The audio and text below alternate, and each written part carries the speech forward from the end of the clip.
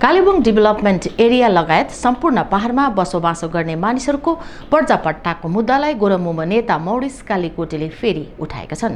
पहाडमा 80% भन्दा बढी मानिसहरू जमिनको पक्का कागजपत्र बिनै बसोबासो गरिरहेको बताउँदै यदि सरकारले चाहेको खण्डमा यी मानिसहरूलाई पर्जापट्टा दिनु सक्दो रहेछ भन्ने उदाहरण वर्ष 2008 मा तत्कालीन गोरमुमो पार्टीको कालेबुङ नगरपालिका बोर्डले एउटा आदेश जारी गरेर उदाहरण पेश गरेको उनले ठहर गरेका छन्। कालेबुङ डेभलपमेन्ट एरिया पर्जापट्टामा कमिटीका अध्यक्ष पनि रहेका मौरिस कालीकोटेले आज एउटा पत्रकार सम्मेलन डाकेर बताए अनुसार कमिटीकै अनुरोधमा तत्कालीन सिके कुमाई चेयरम्यान भएको गोरामुमोको नगरपालिका बोर्डले 2008 मा एउटा आदेश जारी गरेर नगरपालिका क्षेत्रमा बसोबासो गरिरहेका मानिसहरूलाई पर्जापट्टा प्रदान गरिने प्रावधान मिलाइदिएको थियो। त्यो आदेश मुताबिक नगरपालिका क्षेत्रका मानिसहरूले नगरपालिकालाई जमिनको आवश्यक शुल्क बुझाएर जमिनको पर्जापट्टा प्राप्त गर्न सकिने प्रावधान छ।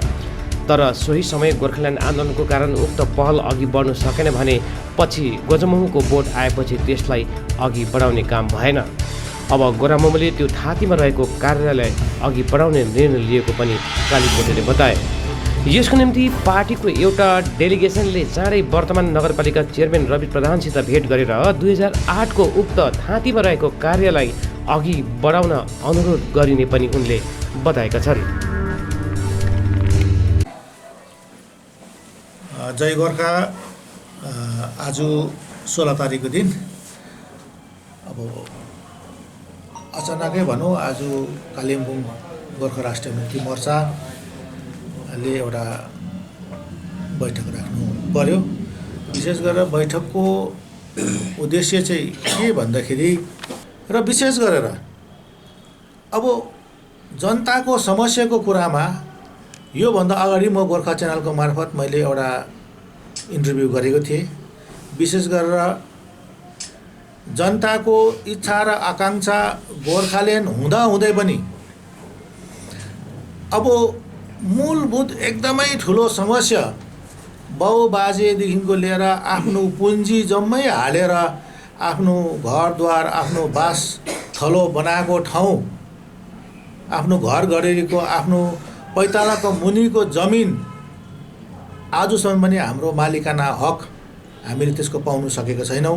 दार्जिलिङ पहाडको 80% भन्दा बेसी सायद होला जसको जमिनको कागजपत्र छ उहाँहरूले पनि आज आन्दोलनै गरिरहेको छ, जसले चाहिँ हामी रयतको दर्जा पाउनुपर्छ, हामी बसत प्रजा भएर हामी बस्न चाहदैनौँ भन्ने उहाँहरूको आन्दोलन चलिरहेको छ। भनेपछि जग्गा जमिनको पर्चापट्टा नहुनेको लागि 2019 को इलेक्सनमा त्यति बेला अरू राजनीतिक पार्टीहरूले पनि यो पर्चापट्टा विषयलाई भोटको मुद्दा बनाएको थियो। जनताले ठुलो आशा पनि राखेको थियो अब हाम्रो पर्चापट्टा हुने रहेछ भन्ने। तर त्यसको पछि गएर यो कुरोलाई कन्टिन्युएसन भएको हामीले थाहा पाएनौँ। कुनै यसको अगाडि सरकारी कुनै नोटिफिकेसन भएको हामीले थाहा पाएनौँ र सरकारी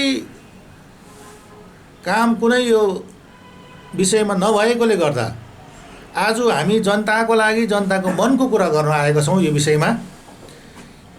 अब सरकारले चाहेको खण्डमा जमिनको पर्चापट्टा दिनु सक्छ भन्ने एउटा उदाहरण आज हामीले यहाँ लिएर आएको छौँ। त्यो उदाहरण तपाईँको सामने हामी तपाईँको क्यामेरा मार्फत हामी देखाउनेछौँ। अब त्यो एउटा 2008 मा हामीले एउटा पर्चापट्टाको एउटा अभियान चलाएका थियौँ डेभलपमेन्ट एरिया कालिम्पोङ क्षेत्रभित्र, म्युनिसिपालिटी एरिया क्षेत्रभित्र। अनि त्यसताक हामीले कालिम्पोङ म्युनिसिपालिटीको बोर्डलाई हामीले एउटा ज्ञापनहरू चढाएका थियौँ। जति पनि कालिम्पोङ म्युनिसिपालिटी क्षेत्रभित्र बस्ने बसोबासो गर्ने पर्चापट्टा नभएको जति पनि मानिसहरू छ उहाँहरूलाई तपाईँहरूको अधिकार क्षेत्रभित्र तपाईँहरूको पावरभित्र भएको अधिकार क्षेत्रभित्र भएको कुरालाई तपाईँले यसमा जमिनको पर्चापट्टा दिनुपर्छ भन्दाखेरि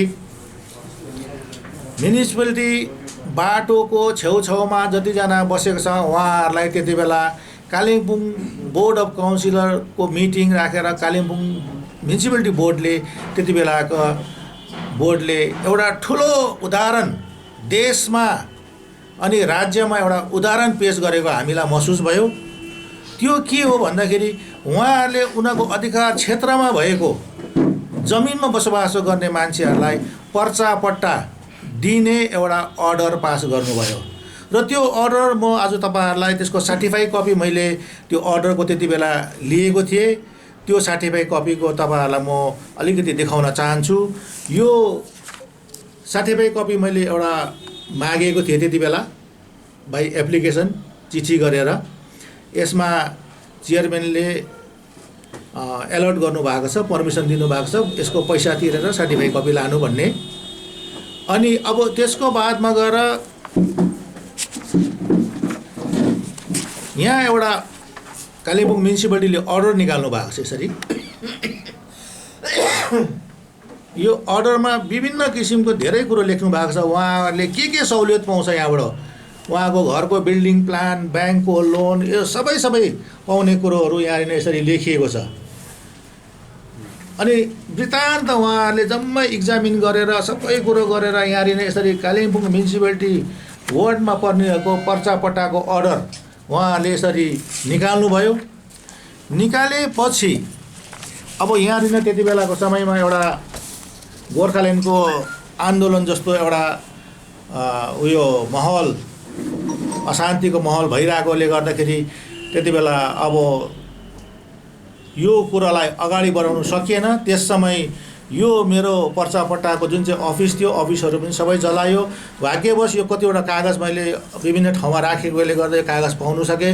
जनताको भाग्य पनि हुनसक्छ।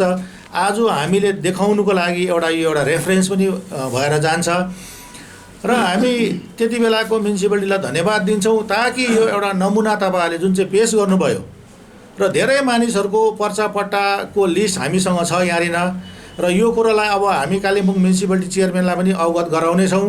र अब जति अधुरो यो अब रहेको काम छ त्यो अधुरो रहेको काम उहाँको बौलीबाट यसलाई कसरी चाहिँ यसलाई अझै कम्प्लिट गर्नु सकिन्छ, कम्प्लिट गरिदियोस् भन्ने हामी यहाँबाट एउटा आग्रहसहित हामी भेटघाट पनि गर्नेछौँ।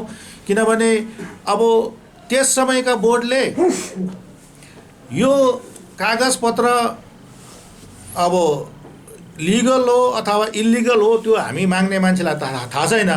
अब उहाँ दिने बोर्डले यसलाई एउटा जे भने पनि त्यो एउटा संवैधानिक अधिकार भएको एउटा सरकार हो, सानोबाट सरकार हो। त्यो एउटा सानो सरकार भएकोले गर्दाखेरि त्यो सरकारको अधिकार क्षेत्रमा पर्ने उहाँले आफ्नो अधिकारलाई प्रयोग गरेर उहाँले जमिनको पर्चापट्टा दिनुभयो भने अब आजको दिनमा दार्जिलिङ पहाडमा चियापत्ती बगानमा, सिन्कोना बगानमा, अब रोड साइडको जमिनमा, रेलवेको जमिनमा, सरकारी भेस जमिनमा, एग्रिकल्चरको जमिनमा, सेरिकल्चरको जमिनमा विभिन्न ठाउँमा हाम्रो मान्छेहरू वर्षौँदेखि बसोबासो गरेर आफ्नो बाउबाजेको पुँजी त्यहाँ हालेर बसिरहेको छ। अब यो एउटा रेफरेन्स मान्नु सकिन्छ, यो एउटा नमुना मान्नु सकिन्छ।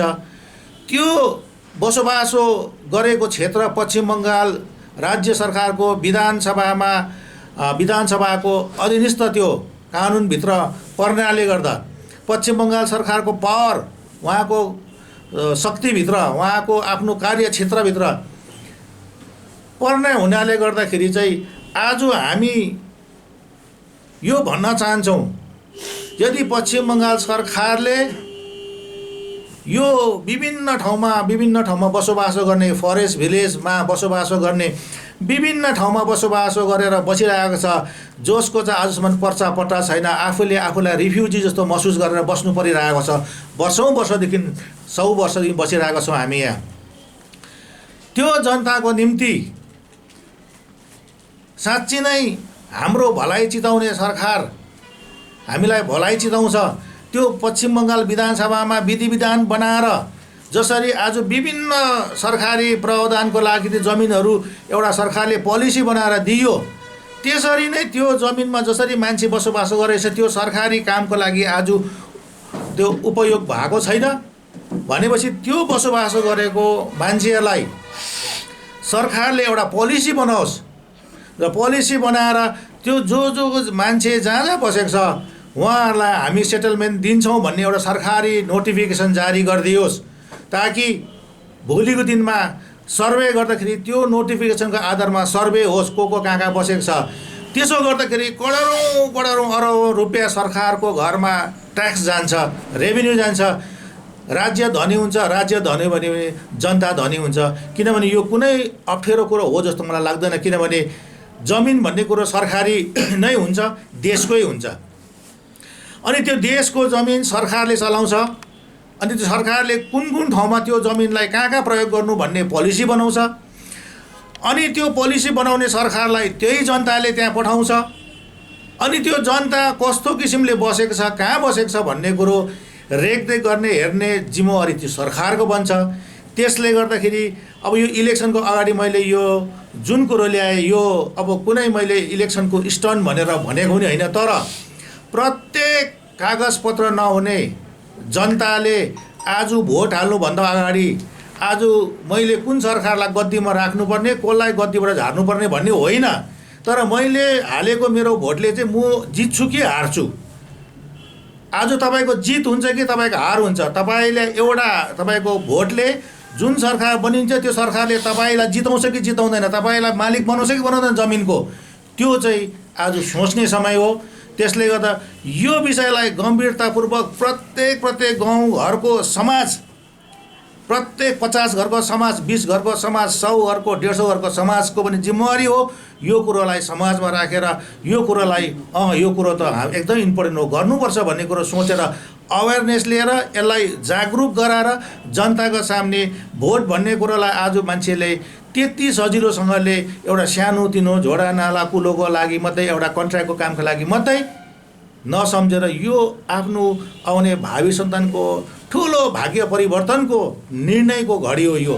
यसलाई यसरी हामीले मूल्याङ्कन गरेर हेर्नु सक्नुपर्छ। नत्र भने जसरी हामी आज 200 वर्ष 250 वर्षदेखिको हामी रिफ्युजी जस्तो पर्चा पट्टा बिन भएर बसेको छौँ, त्यस्तै हाम्रो आउने भावी सन्तान पनि यसरी नै आजीवन जुगभरि पर्चा पट्टा बिन रिफ्युजी जस्तो भएर बस्छ। हामी यहाँनिर ठुलो कुरा जति नै गरे पनि, जति नै ठुलो हामीले कुरा गरे पनि हाम्रो दर्जा, हाम्रो स्तर चाहिँ यसैले बताउँछ हामी कुन अवस्थामा छौँ। आज कागजपत्र हुने विद्वान हाम्रो व्यक्तित्वहरू पनि आज सडकमा ओर्लिरहेको छ, उहाँहरूलाई पनि मालिकाना हक चाहिरहेको छ, रेजिस्ट्रेसन छ उहाँहरूकोमा, बिल्डिङ प्लान पास हुन्छ, गभर्मेन्टबाट लोन पाउँछ।